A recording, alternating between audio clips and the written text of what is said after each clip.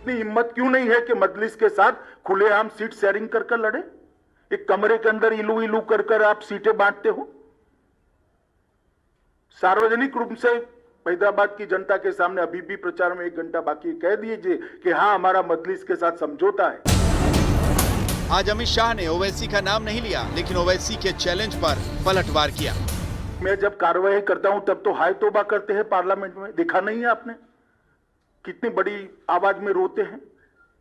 और एक बार लिख कर मुझे दे दे, बांग्लादेशी और रोहिंग्या को निकालना है, बाद में मैं करता हूं। जरा लिख कर देने के लिए बोल दीजिए उनको। अरे लिख कर देने का क्या है, आप देखिए ना, ये आपका काम है। आपको कब से मेरी इजाजत लेना पड़ा? ये तो अजीब बात कर रहे हैं, यानी ये तो ऐसा हो गया कि नाच ना जाने तो आंगन टेढ़ा।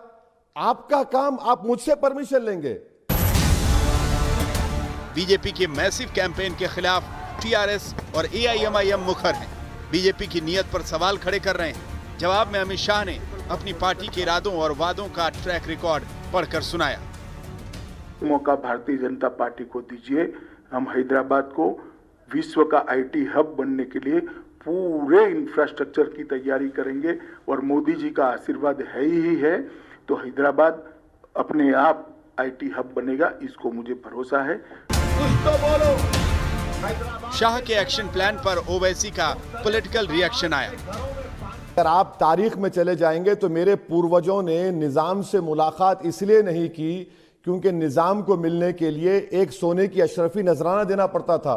तो मेरे बुजुर्गों ने कहा कि हम हरगिज नहीं देंगे, मुलाकात ही नहीं की, हमारा ताल्लुक ही नहीं है उनसे।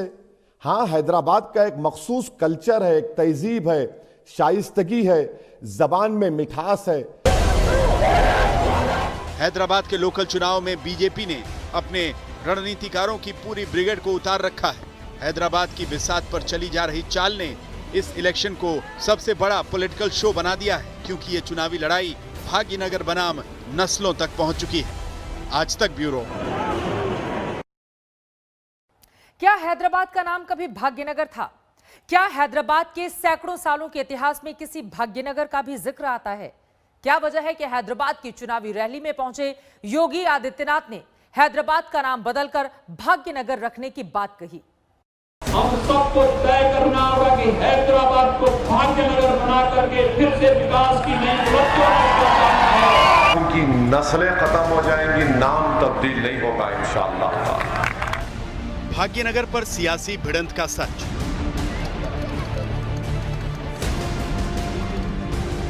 क्या हैदराबाद का नाम पहले भाग्यनगर था?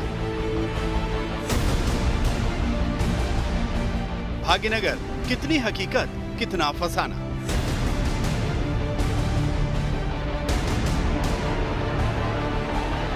चुनाव हैदराबाद में चल रहा है। भाग्यनगर की बात हैदराबाद की जमीन पर।